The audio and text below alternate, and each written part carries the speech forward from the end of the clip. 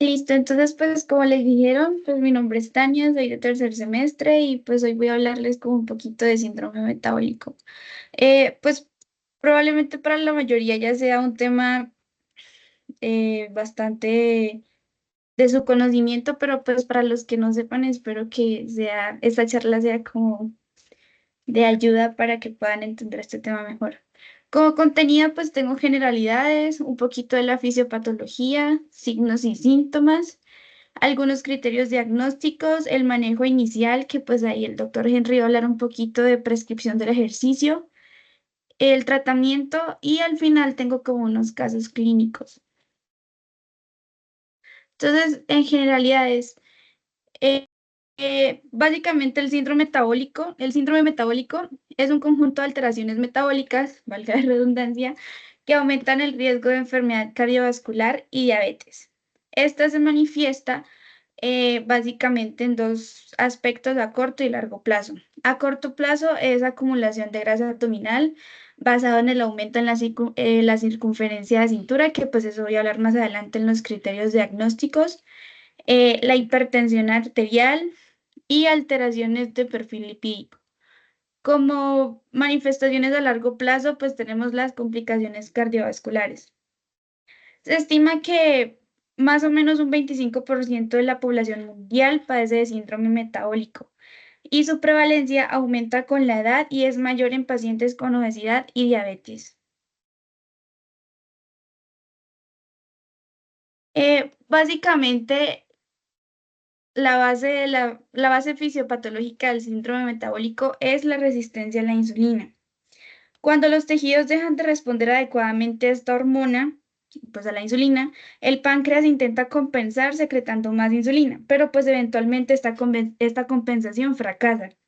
Esto lleva a un ambiente metabólico caracterizado por hiperglucemia, dislipidemia y aumento de ácidos grasos libres en circulación. Estos ácidos grasos libres van a ser importantes porque la generación de esos ácidos grasos libres se debe al aumento de la lipólisis. Y estos llevan a una afectación de la función hepática y pancreática.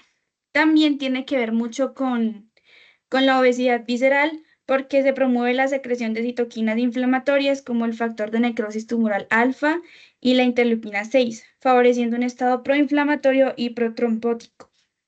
Como aspectos fisiopatológicos importantes también puse la dislipidemia heterogénica, caracterizada por triglicéridos altos, HDL bajo y LDL denso, la hipertensión por disfunción endotelial y activación del sistema renina-angiotensina-aldosterona, y la inflamación crónica que promueve la aterosclerosis y daño pancreático progresivo.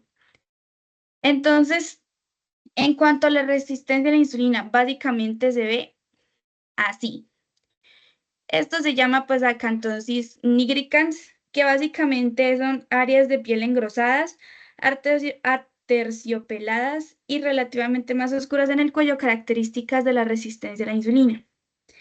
Las zonas más comunes de la acantosis nigricans son las axilas, la base del cuello, los codos y también puede observarse en las manos y en los pliegues de los dedos. Ahora, manifestaciones clínicas. En cuanto a los signos, más adelante voy a especificar qué cosas, pero si se cumplen más de estos signos, se puede dar diagnóstico de síndrome metabólico.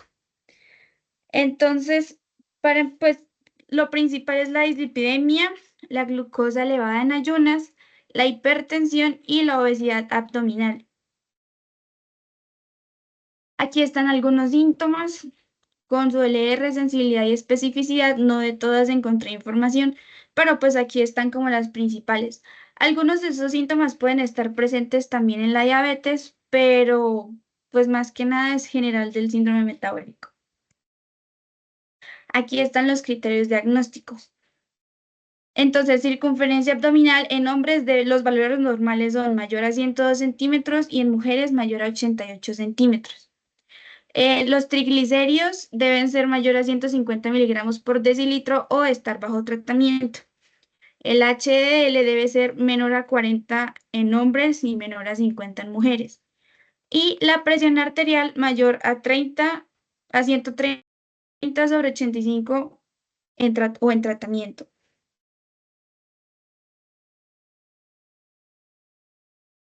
Una pregunta, ¿puedes como contactarte un momento con el doctor Henry? Es como que está intentando entrar.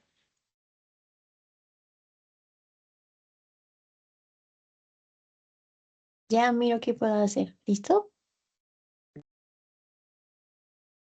Ok,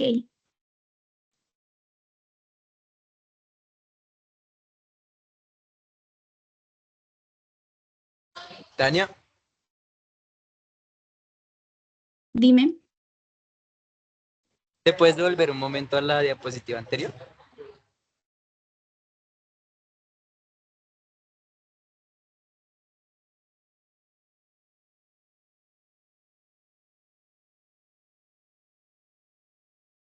¿Si es a esta? En cuanto al modelo, Sí. Señora. no, no, nada, solamente te preguntaba si era esa diapositiva. Ah, sí, sí, sí. Es que me quedó una duda. ¿Puedes repetir lo que dijiste de los valores del HDL?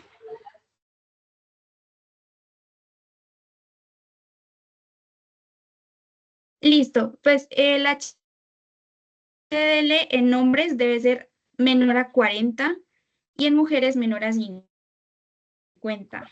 Ok, es que creo que hay una equivocación ahí o estás confundida en algo. El HDL, digamos que por el contrario, debe ser mayor a esos valores que tú tienes ahí, ¿sí? Que eso es lo que nos habla de...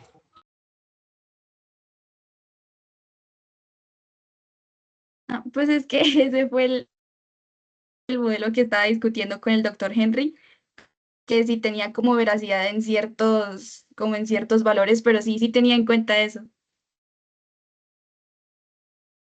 ¿Cómo así? Perdón, es que no te escuché. O sea, es que cuando estábamos mirando los criterios de la TP3, como que algunos no tenían veracidad actualmente o se habían cambiado como los parámetros. Entonces el doctor Henry sí me comentó eso, pero pues igual usé como estos criterios. Ah, ok, listo, perfecto. Dale, qué pena contigo, continúa. Tranquilo.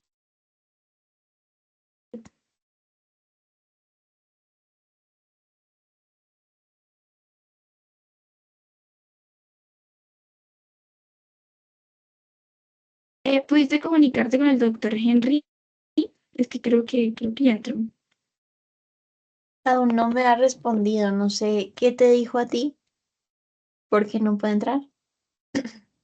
Pues no sé, me dijo que le reenviara el link de la charla y pues ya, pero no me ha respondido tampoco. Pues igual, Ya me voy a respondió, hablar ya, como de ya te vi. prescripción del ejercicio. Listo, ¿Listo? pues Ok. sí, dale.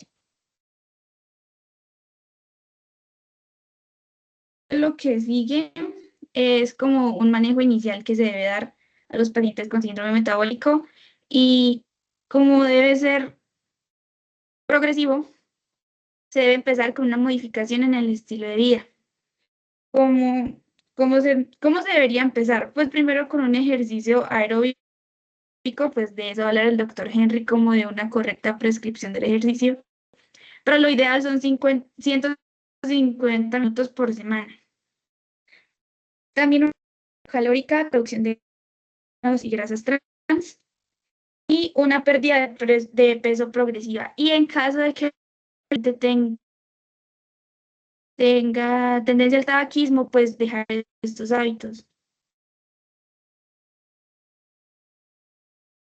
Farmacológico, eh, se puede prescribir metformina de la insulina, en estatinas para dislipidemia, los ISA o ARA2, que pues son, los ISA son inhibidores de la enzima de conversión de angiotensina y los receptores de angiotensina 2. Básicamente son fármacos que bloquean el sistema renina, angiotensina, aldosterona, la presión arterial.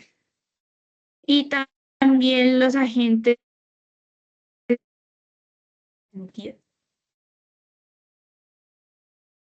Y pues ahora tenía como unos casos clínicos, pues como para hacer más dinámico esto. Paciente hombre de 48 años, de 30 kilogramos por metro cuadrado, fatiga y aumento de peso en los últimos 2 años. En sus signos vitales son, pues, los siguientes. Entonces, la idea es, pues, eh, escribir las respuestas por el chat.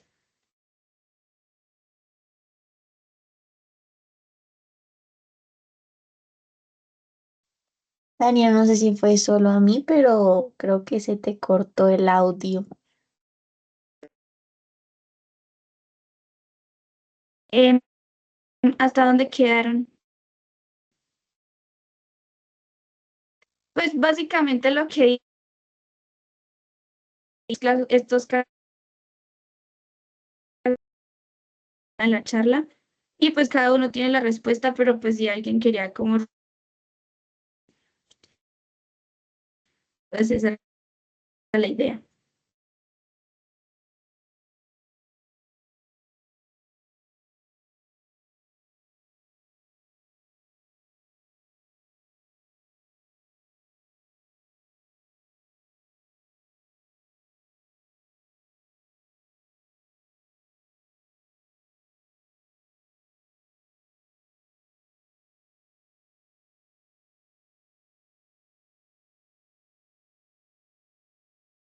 Pues el caso de Hola que no chicos, haya sido ¿cómo claro, están? Buenas pues noches. ¿Cómo van? ¿Alguno quiere participar en el caso? Eso está chévere.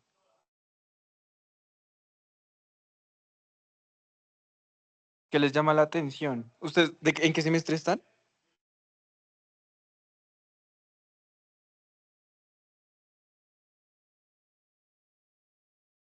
Creo que estamos en semestres muy variados.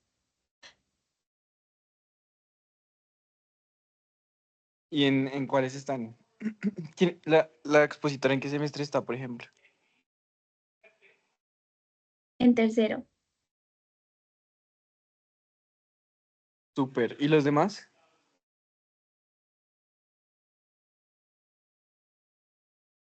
Es que hay muchas cosas que, pues, a lo largo de la carrera ustedes se van a dar cuenta que pues durante la integración que ustedes están haciendo, son muy importantes. Y, por ejemplo, en tu caso clínico, tú pones unas cosas muy interesantes que, que son, que pues uno a veces puede obviar, pero son datos súper importantes, sobre todo pues en el contexto de la charla que estás dando. Entonces, por ejemplo, empecemos con el hecho de que es un hombre que pesa, o bueno, que tiene un IMC bastante elevado, ¿cierto? De 30.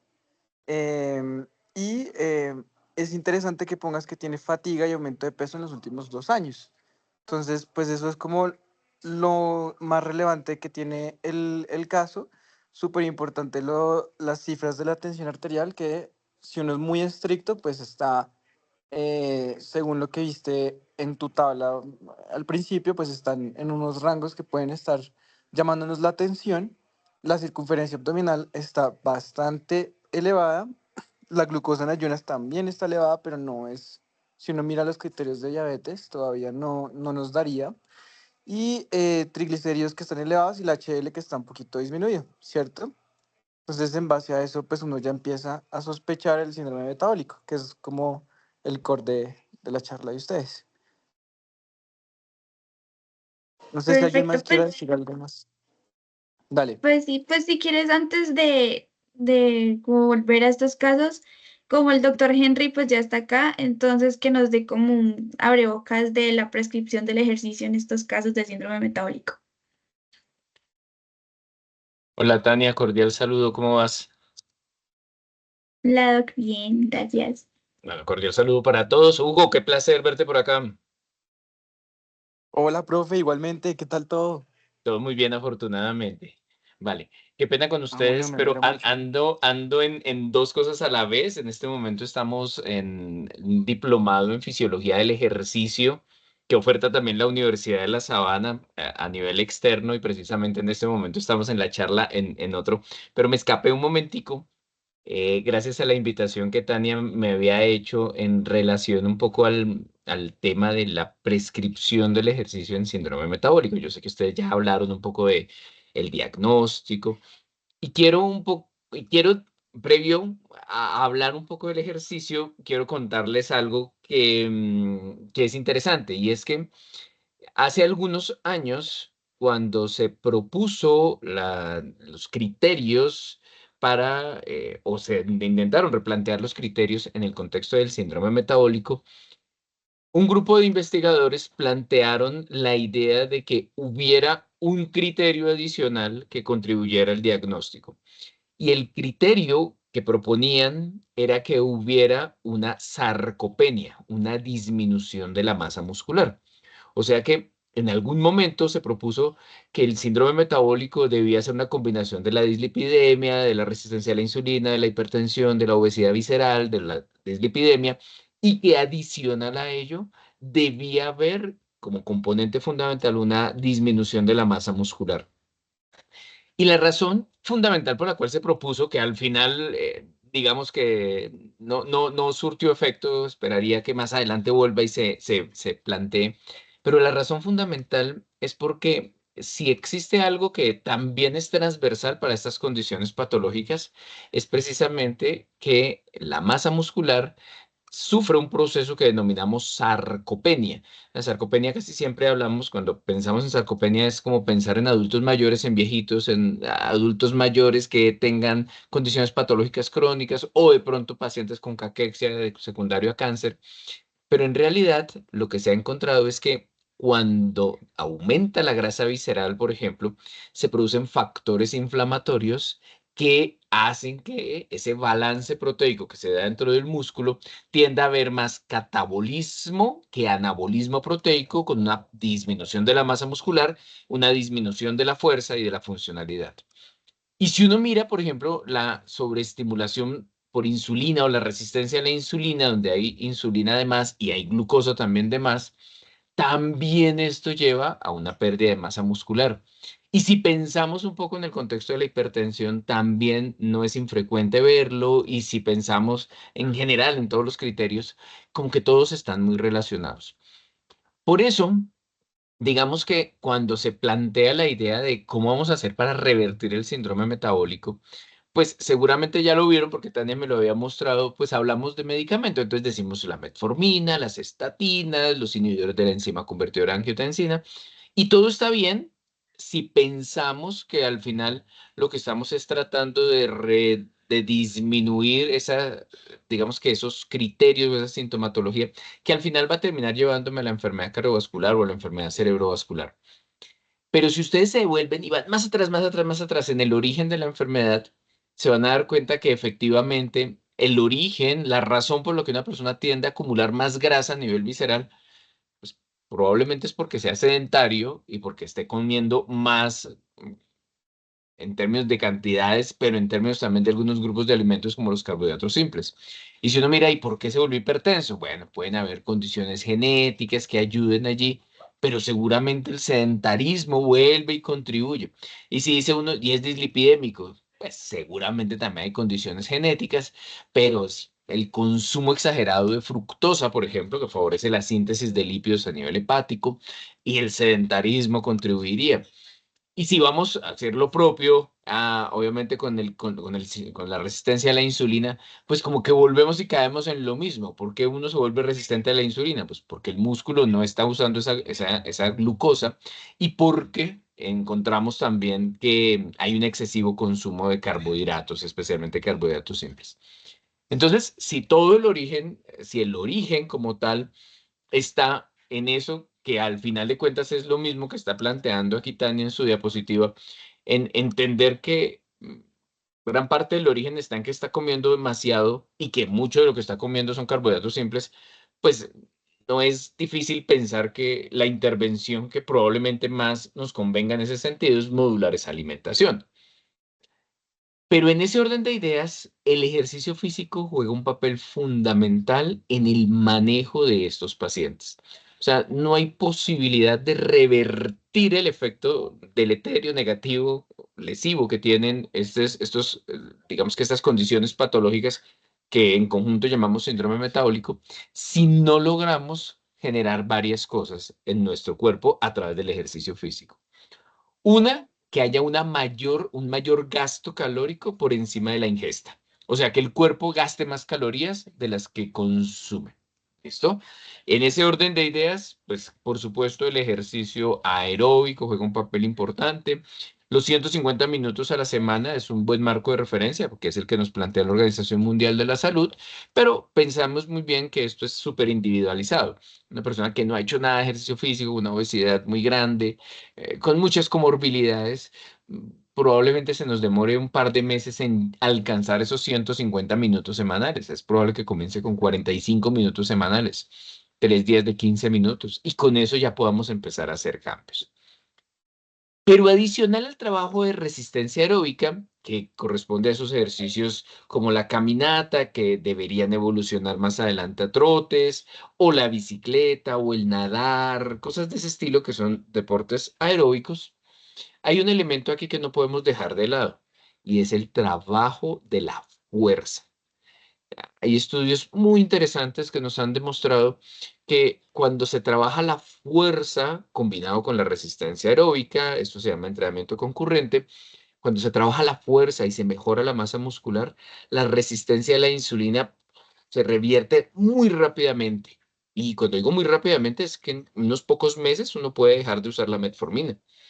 Y si el paciente ya es diabético, pues puede, de hecho, con un poquito más de tiempo, incluso abandonar el tratamiento farmacológico. No es que se curó, es que ya está sano y ya se curó. Sencillamente es una remisión de la enfermedad que obliga a que la persona siga siendo muy activa. Y cuando se hace ejercicio físico, también combinadito de fuerza y de resistencia, vemos como el hígado, por ejemplo, reduce la síntesis endógena de lipoproteínas de baja densidad, reduce, si está combinado con la alimentación, la síntesis endógena de triglicéridos y favorece la síntesis endógena de HDL, que ayuda a revertir obviamente el comportamiento de la dislipidemia. Y cuando se hace ejercicio, tanto aeróbico como de fuerza, aquí de pronto el trabajo aeróbico es un poquito más interesante, es posible que podamos disminuir las cifras tensionales. Si ya es hipertenso y está en tratamiento farmacológico, es muy complicado revertir eso y hay que ser muy claro con los alcances hasta los que puede llegar el ejercicio. Pero, pero si estamos en esos estados prehipertensivos que todavía estamos pensando en el manejo a través de estilos de vida, podemos revertirlo. Y ni hablar de la grasa visceral. En ella me detengo un par de minutos y ya termino acá. El cuerpo almacena grasa en dos formas.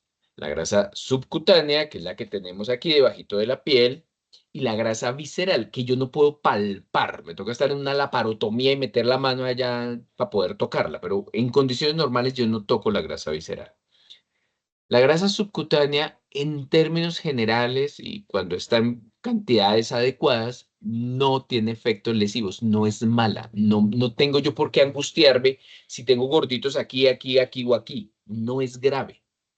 La grasa visceral sí es muy grave porque es proinflamatoria, porque libera ácidos grasos de manera permanente a la circulación portal que van hasta el hígado, produce citoquinas como la interleuquina 6, el factor de necrosis tumoral alfa, la interleuquina 1, que contribuyen a ese proceso proinflamatorio. Cuando se hace ejercicio físico, el cuerpo primero busca la salud y luego la estética.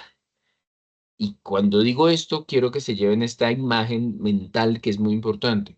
Cuando yo hago ejercicio físico, lo primero que se reduce es la grasa visceral, o sea, la que me enferma, la que me está aumentando el riesgo cardiovascular, la que me produce inflamación. Y solo hasta cuando ésta se ha disminuido lo suficiente, empiezo a disminuir la grasa subcutánea. Y esto tiene que quedar muy claro en ustedes, pero especialmente en los pacientes.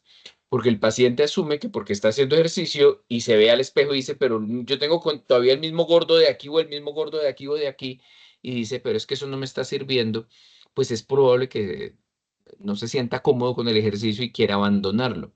Pero si le logramos hacer entender que la grasa que se va a perder primero es la grasa que le está afectando la vida, de hecho, el perímetro abdominal es un buen indicador de cómo el ejercicio físico va generando efectos, pues ahí en ese orden de ideas entenderemos que es muchísimo mejor que se vaya perdiendo esa grasita, así la grasa visceral no desaparezca en una primera etapa. Probablemente pasen meses antes de que mi grasa visceral, de que mi grasa subcutánea disminuya, pero la que se va a perder es la que me está enfermando. Y por eso es tan importante concientizar a la gente de la prescripción, ¿no? De tener claro el tema del ejercicio. Probablemente no nos dé para hablar en detalle de la prescripción y seguramente en algún momento eh, podamos hacer digamos que un encuentro académico de este tipo para hablar un poquito más en detalle el tema de cuánto tiempo, qué tipo de ejercicio, con qué frecuencia semanal, ¿sí? A qué intensidad. Pero por ahora llevémonos la idea de que sumado a ese ejercicio aeróbico que está bien planteado acá, no podemos dejar de lado el entrenamiento de la fuerza y que junticos son un importantísimo estímulo para revertir los efectos deleterios del síndrome metabólico y reducir obviamente el riesgo cardiovascular, que al final de cuentas es lo que más nos interesa. Entonces, no sé si haya preguntas allí o comentarios. Buenas noches. Hola, Sara, ¿cómo estás? Bien, gracias. Yo tengo una pregunta cuanto al manejo inicial, si hay alguna relevancia de la buena calidad de sueño. Uy, qué buena pregunta. Sí, sin duda. Am, el sueño, entendiendo obviamente su papel fisiológico en términos de reparación, en términos de favorecer el aprendizaje, entre otras, el sueño tiene un efecto muy importante como modulador del sistema nervioso autónomo. Nosotros, por el día a día, estudiando, trabajando, en consulta, en una cosa, en la otra, solemos tener un tono simpático que en realidad está más elevado de lo que deberíamos. O sea, nuestra actividad simpática anda ya a tope. Y lo que buscaremos, entre otras, cuando nosotros descansamos y dormimos de manera eficiente, es intentar reducir al máximo ese tono simpático y aumentar el parasimpático. Pero eso sucede en condiciones de sueño en dos grandes dimensiones, la calidad y la cantidad. Hay personas que duermen 10 horas, pero es un sueño de mala calidad, se despiertan a cada rato, digamos que tienen eh, despertares permanentes que le obligan obviamente a pensar todo el tiempo, cosas de ese estilo. Entonces es un tema de calidad y cantidad. Pero por lo menos uno de los grandes elementos cuando logramos articular esas dos características del sueño es que al final de cuentas lo que vamos a intentar es, por lo menos en esas 6, 7, 8 o 9 horas, si sería el ideal, pues lograr por lo menos generar ese balance autonómico que, como les decía, es fundamental. Siempre y cuando nosotros estemos, o siempre que nosotros estemos en esos estados simpáticos permanentes de actividad o sobreexcitación simpática, estará nuestras células yuxtaglomerulares produciendo más renina, o sea, activando el eje renina-angiotensina-aldosterona. Probablemente también estaremos haciendo más lipólisis, estaremos poniendo más ácidos grasos al torrente sanguíneo que favorecen la resistencia a la insulina. Estaremos estimulando el páncreas para la producción de insulina, porque el páncreas, las células beta también tienen receptores adrenérgicos. E incluso estaremos generando estímulos hepáticos que sin lugar a dudas pueden contribuir a la síntesis de lípidos. Entonces, sí, no está planteado dentro de la imagen, pero un muy buen elemento que no podemos dejar de lado en contexto de estilo de vida es la higiene del sueño. Otro tema que vale la pena discutir en detalle y es cómo hacemos para mejorar nuestra calidad de sueño. Porque tenemos que alejarnos de estos aparatejos muy temprano, o sea, ya a las 8 deberíamos dejarlo lejos, porque no deberíamos estar a estas horas estimulados con luz artificial, porque lo que nosotros vemos de televisión y demás puede condicionar nuestro descanso, o porque comer muy tarde en la noche me altera el sueño, entre otras condiciones. Entonces, sí, muy buen comentario y efectivamente hay una relación allí que no podemos olvidar. Ok, muchas gracias, doctor. Con mucho gusto.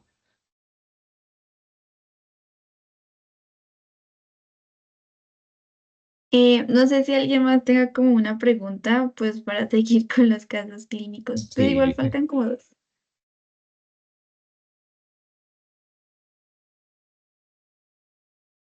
Bueno, creo que no, entonces pues ahorita le de los tratamientos farmacológicos y pues estaba mencionando los casos clínicos que le mostré hoy, Doc. Vale. Entonces, pues aquí Yo están. los dejo, Tania, qué pena contigo. Yo los dejo, me vuelvo al otro diplomado, así que estoy ahí brincando. Qué pena no poderme quedar todo el rato, ¿vale? Listo, Doc, tranquilo. Un abrazo Gracias. grande para todos. Chao. Chao, Gracias. Guito. Chao, profe, gracias.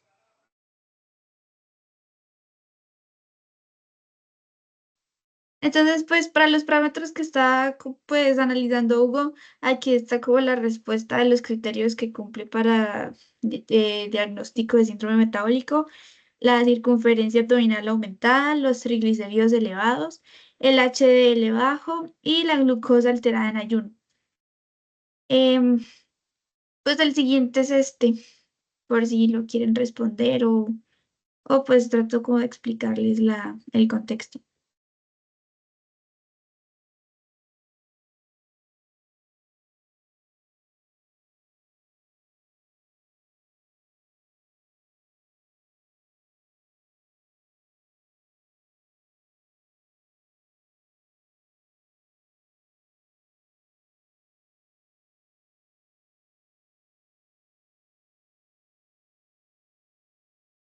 ¿Alguien se quiere animar?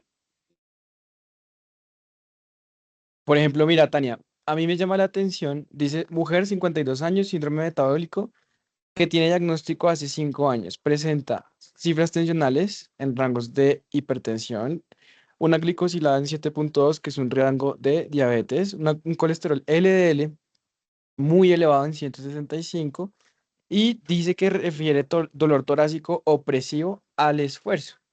No sé si alguien quiere caracterizar mejor ese síntoma que ella está diciendo. No sé si alguien ya se quiere lanzar a decir un diagnóstico con ese dolor torácico opresivo al esfuerzo.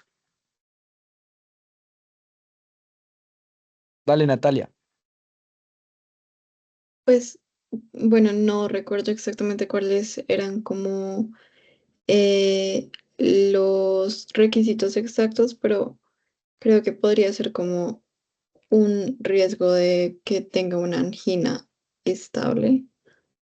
Perfecto. Completamente de acuerdo contigo. Entonces, es una paciente que tiene unos factores de riesgo cardiovascular bastante importantes. Está hipertensa, tiene diabetes, tiene dislipidemia y está haciendo ahora dolor torácico opresivo al esfuerzo. Habría que caracterizar un poco mejor el dolor torácico, pero pues es muy de características anginosas. Tiene unos antecedentes tan importantes que nos hace pensar en una angina estable sería, ¿cierto? Entonces dice que ¿cuál es la complicación más probable? Pues seguramente esta paciente puede estar teniendo disfunción endotelial, estar haciendo aterosclerosis, estar haciendo eh,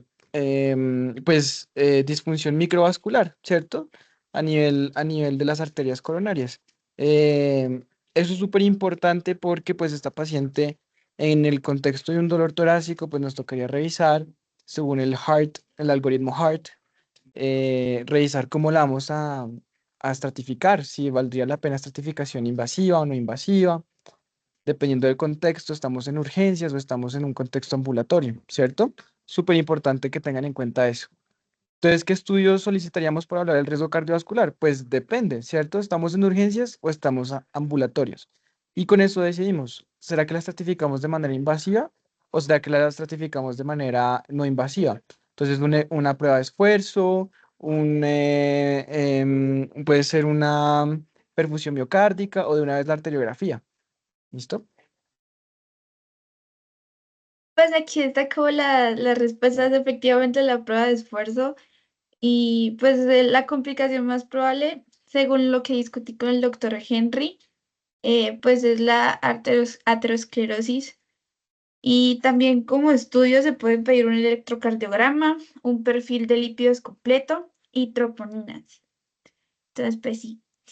Entonces, Y sí, es que eso es importante porque, bueno, es verdad que ustedes están en semestres iniciales, entonces, súper importante que la base de todo lo que le está pasando a la señora es la aterosclerosis, que es la respuesta o es como el principal mecanismo por el cual hay daño vascular y es por eso que ya hace todos estos síntomas. Entonces, ¿cómo hacemos nosotros ya después para realizar ese seguimiento a los síntomas? Entonces, por ejemplo, en la prueba de esfuerzo, que puede ser de muchas formas, se puede hacer la paciente caminando, bueno, corriendo, haciéndole un esfuerzo y hacemos un electrocardiograma continuo.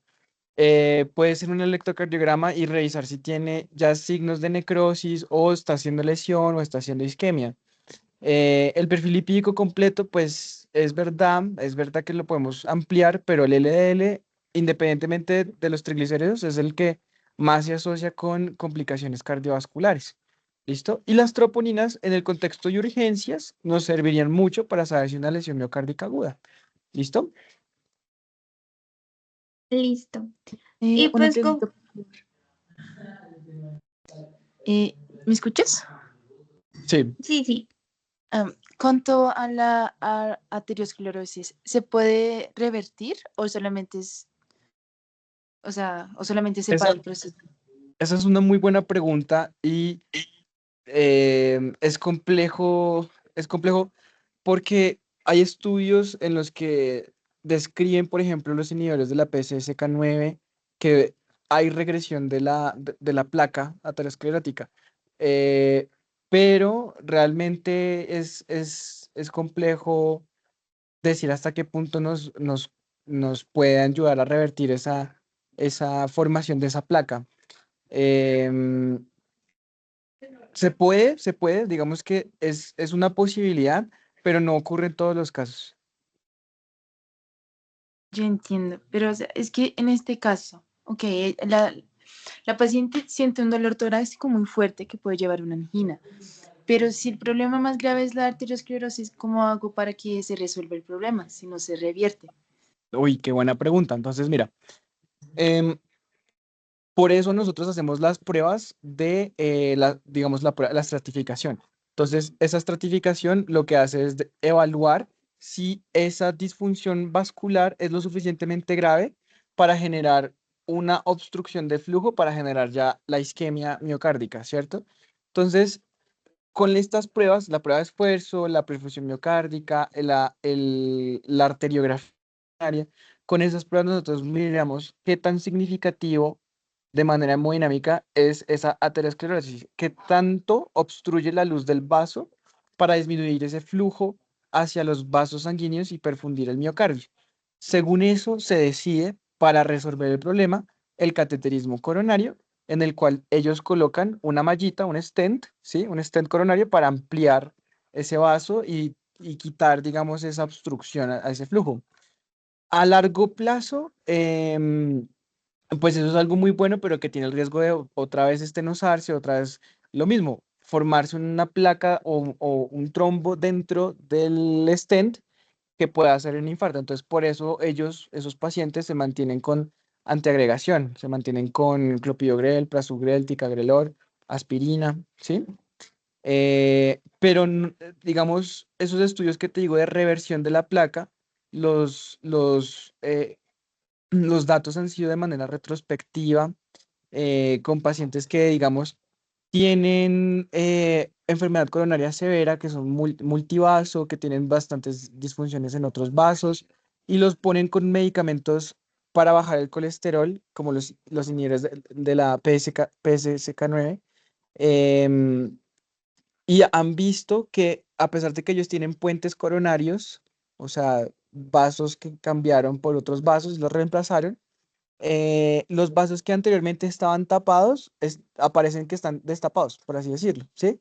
Entonces, que hubo regresión de la placa, pero esto no ocurre siempre. Entonces, la respuesta a tu pregunta es, para resolver esos problemas que son hemodinámicamente significativos, hacen el cateterismo y los destapan con un stent.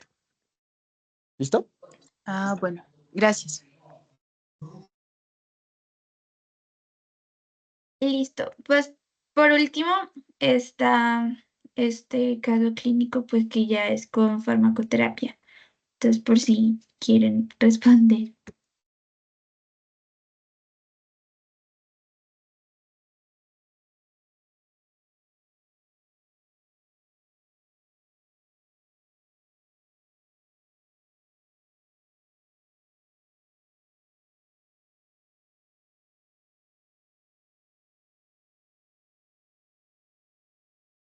Pero ustedes están en semestres.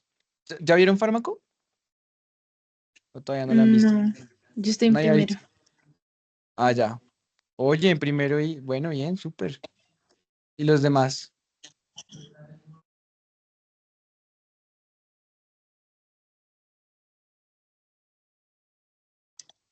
Pues yo diría que metforminas, pero yo ni idea, o sea, solamente porque lo dijeron antes, pero ni idea. Pues sí, metformina es uno. Es uno, pues es uno de los que mencioné. Pero sí, metformina, las estatinas, los inhibidores de enzima de conversión de angiotensina y los antagonistas de receptores de angiotensina 2. Es exacto, o sea, divídanlo por problemas. Es una mujer de 50 años con diagnóstico de síndrome metabólico, o sea, que probablemente la señora haya estado con, no sé, de pronto cifras tensionales en rangos elevados, ¿sí? Em, en este caso, pues no necesariamente implica el diagnóstico de hipertensión, tiene dislipidemia, debe tener, no nos dicen ahorita, pero debe tener signos de resistencia a la insulina, el IMC probablemente elevado, entonces, y mira que la glicosilada está en un rango, pues ya nos habla a nosotros de resistencia a la insulina, ¿sí? Entonces, por eso es que y miran los triglicéridos también elevados. Ahora, los triglicéridos, lo que yo les decía, es que si bien pueden estar elevados, no implica necesariamente un riesgo cardiovascular aumentado. Solamente el LDL se asocia pues con ese riesgo elevado. Igual el LDL depende de la fórmula hay una fórmula para calcular el LDL a partir de los triglicéridos y el HDL y todo eso.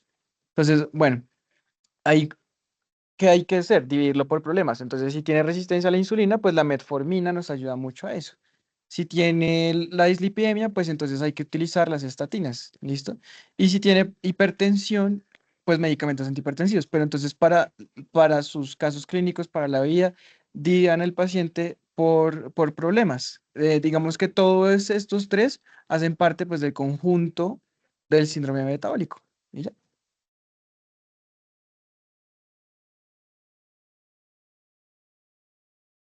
¿Listo? Eh, dime, Natalia. Bueno, pues son como dos preguntas. Una es, por ejemplo, pues no sé si tal vez el doctor pueda responderme. En cuanto a las mujeres, pues cuando entran en la menopausia, eh, habría como un riesgo más elevado de un síndrome metabólico, pues porque se pierde como ese factor protector que es el estrógeno o se va reduciendo.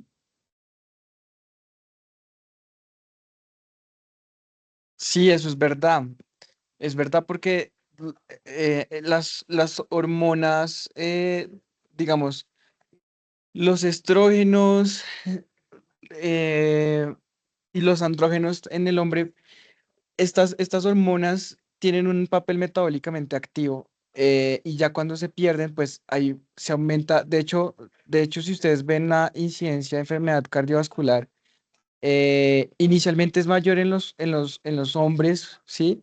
Pero en las mujeres ya cuando ellas empiezan a tener esa edad avanzada y empiezan a tener la menopausia, ya la prevalencia de la enfermedad cardiovascular es mayor en las mujeres, cuando ya no tienen estas hormonas que son metabólicamente activas.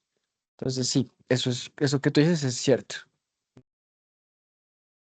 Y la otra pregunta sería, eh, ¿cómo, digamos, sabría yo si es indicado usar, por ejemplo, semaglutide o liraglutide? O sea, no aplicaría como para este caso. Bueno, entonces, en cuanto al uso de los GLP-1, Re- em, lo que pasa es que ahorita tienen diferentes usos y hay algunas indicaciones que deben ser muy puntuales por el aumento del riesgo de efectos adversos que uno ve.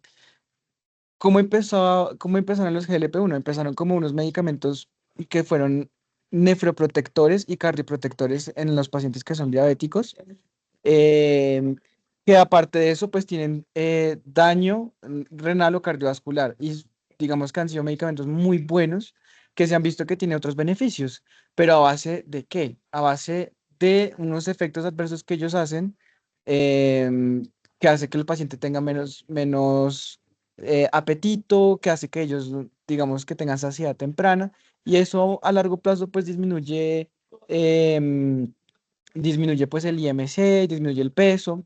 em, ¿En qué casos? Pues hay que individualizar siempre la terapia. Sí, hoy en día el uso en el contexto de obesidad también, yo diría que eso tiene que evaluarse muy puntualmente en cada paciente, porque de todas formas ningún medicamento es exento de presentar efectos adversos. Entonces, no es porque la persona tenga obesidad que tú de una vez le vayas a mandar un GLP-1 única y exclusivamente para tratar su obesidad. Habría que puntualizarlo mucho. Em, yo, digamos, en estos casos no lo usaría puntualmente para la obesidad, lo utilizaría más como con la indicación de, por ejemplo, con un control metabólico adecuado en el contexto de una diabetes y una obesidad, por ejemplo, pero no lo utilizaría yo como para que la persona pierda peso y ya, ¿sí? Sí, gracias, doctor.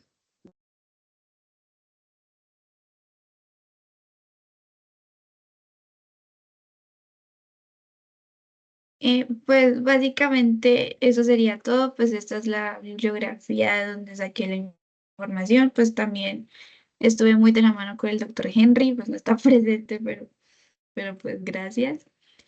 Y listo, eso sería todo.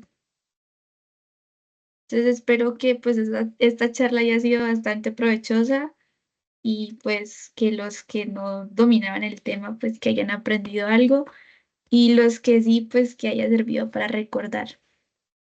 Y ya, muchas gracias. Bueno, Tania, no te felicito, muy interesante. Muchas gracias a ti por todo. Sí, Gracias. gracias.